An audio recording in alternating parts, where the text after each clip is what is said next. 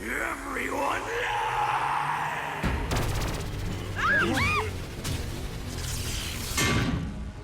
What's happening? We told the truth. Are you sure about that?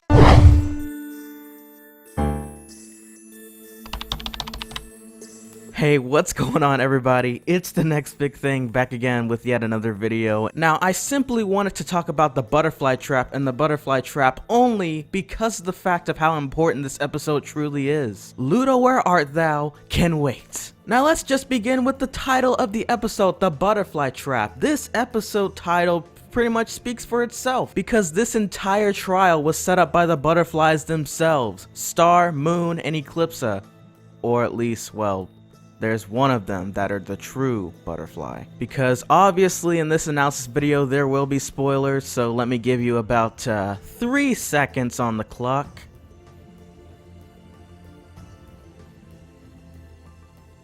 Alright, everyone, did you watch the episode? Because I'm about to blow your mind. The second half of Star's heritage is basically a freaking lie.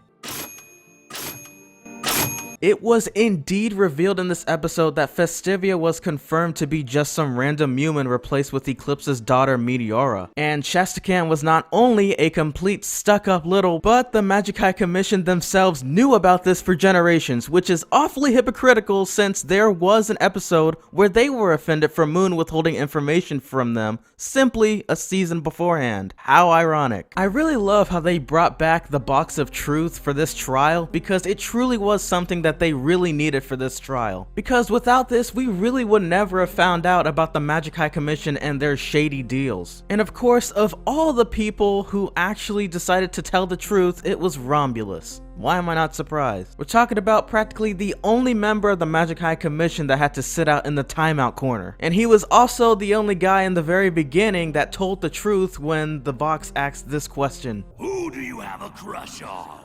Queen Moon.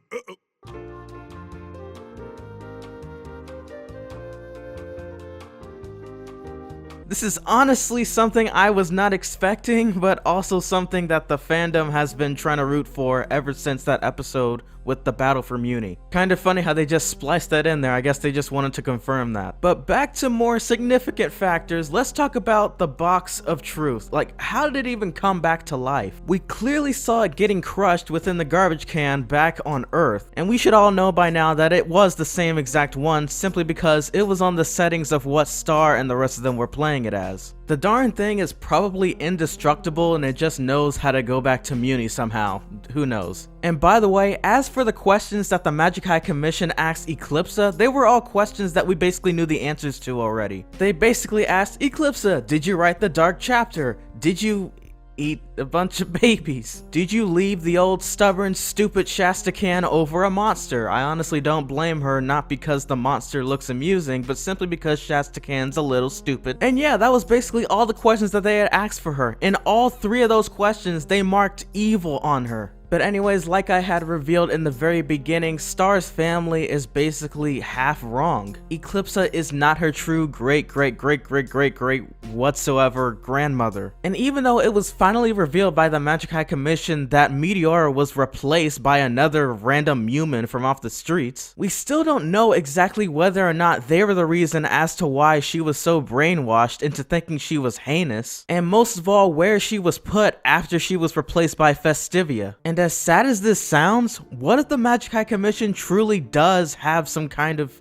point as to why they did this? And it's true, what they did was undeniably insane. It was incredibly evil what they did. But what if a monster really did have their hands on magic? Would that truly affect on how everything else operated? Lobster Claws didn't really seem to have any control when handling to the wand, But when Ludo handled it, he also didn't really seem like he had control either. He basically was using the wand based on how angry he got. And it's really strange because wouldn't that just mean that the wand was specifically used for humans and not monsters? Because if that would be the case, we really need to know the origin of the wand and how it all started anyways. Perhaps Selena the Shy knows about that dirty little secret behind it all. You know what you did, Selena. But seriously though, maybe season 4 will get some some origin stories behind all the other princesses and how it all began, because we really need that. And in speaking of origins, maybe we'll get to know a little bit more about Meteora before the end of this season, because we did see her in the promotions. None of these images or clips were used within this episode, so we're bound to stumble upon it eventually. But I'm about to end the episode analysis with this simple question. What does the future exactly hold for Mewni? Now that we know that the Magic High Commission were the people responsible for this entire cover-up, even though coming from my last theory video, I really wanted to know specifically who did it, I'm pretty sure it's definitely Hekapoo. Doesn't this mean that the rightful queen of Mewni is still Eclipsa, and that the princess is going to be Meteora now? Because towards the end of the episode, it seemed like Star didn't even want to be the princess of Mewni anymore. She was just completely uninterested after realizing that her life is a lie. Queen Moon, of course, was aware of this, but she didn't seem like the person that wanted to retire to be queen just because of that exactly. I believe that her perspective and respect for monsters and Eclipsa herself will definitely change after this episode, but I still don't feel like she's just gonna immediately give the crown to Eclipsa and that's it. But if she were to say, give the crown to Eclipsa, what do you think will all happen next? Perhaps after Meteora finally realizing that she's now a princess, will she actually set vengeance against the Magic High Commission now? And in speaking of the Magic High Commission, let's talk about Glossaric. Like, when is he coming back? When are they gonna finally fix him? When are the Magic High Commission members going to actually try to fix him? When are they gonna do something about it? I mean, even within this entire episode and episodes before this one, there hasn't been a single trace of evidence as to them trying to do anything about it. And don't you dare say they didn't even know about it, because they definitely did. Maybe sometime in the future there's a way to recover all the Book of Spells, who knows. They sure as heck did a great job making a simulation of it during the trial, so maybe the future will tell. But yeah, that's my thoughts on this entire episode. This is my analysis for that episode, and the one with Ludo will be coming up very soon. I really wanted to combine my analysis with this video, but honestly, this just needed an entire video alone. This needed to be separate. I hope you all enjoyed this video. I can't wait to see the future of Mewni, and I'll catch you guys in the next video.